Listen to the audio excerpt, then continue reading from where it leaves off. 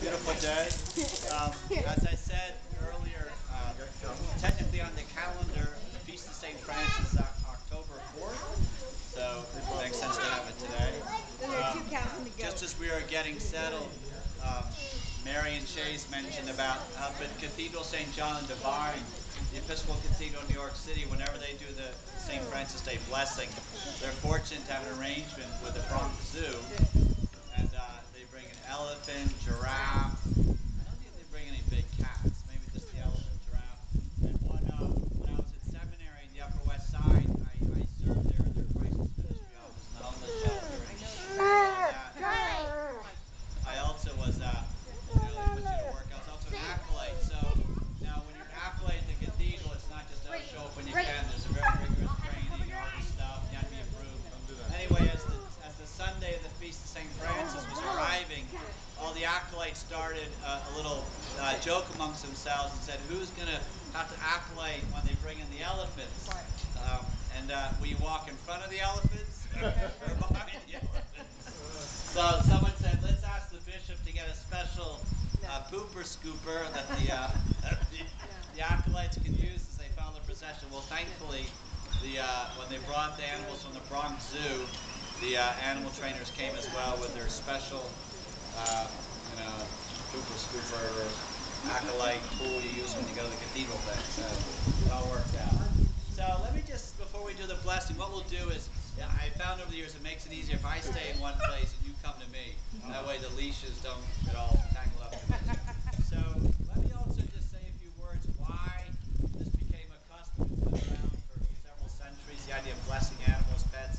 Well, there are a couple things. One is that first off, we know God's creator of all creatures. That's always good, right? So you give acknowledge to God for that. But also is that wonderful verse in Psalm 150, the very last book of the Psalms, that says, let everything that has breath praise the name of the Lord. So, for instance, I know some dogs that bark with a more melodious sound than I can sing. So, so everything that makes a noise somehow is acknowledging the Creator, whether they're yelping or squealing or whatever they're doing. So there's that sense of that everything having life refers to the Creator. But the second thing is this is the more serious thing, is that Francis was so unified with God, so one with Christ, that you've all heard probably that he received the stigmata. That means the wounds of Jesus in his body, because he had this thoroughly sold out, complete sacrificial faith that made him so one with Christ.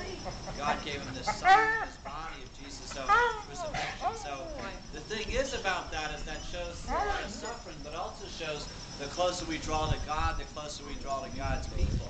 So Francis could love lepers, he could love Christians, he could love Jews, he could love Saracens,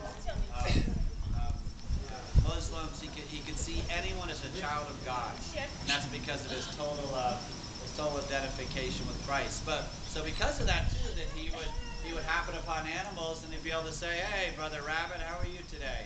Brother Rabbit would maybe like flick a little ear and say hi back. That he was so in communion with God, therefore he was in communion with God's Creator. So the last thing I'll tell, there's a story that I always tell that comes right out of actually the biography of St. Francis. That there was a town called Gubbio, which is in Perugia near Assisi, and this town was terrorized by a wolf, big wolf, not like maybe it says that, but a big wolf. And this wolf would come and steal their livestock. So eat a goat, a sheep, whatever, maybe a few ducks here or there. And so the village was very upset because this big wolf was terrorizing the village. So Francis made a deal. He said, well, I'm going to go out and talk to this wolf. We're going to make an arrangement that you and the village agree once a week to go out and feed him, and I'll tell him to leave all your livestock alone. So Francis is out in the woods, and he comes across the wolf and says, Mr. Wolf, I have a deal to strike with you. The village will feed you, but you gotta leave alone their goats, their sheep, their ducklings. You can't attack them any longer. And the wolf sort of looked, all right.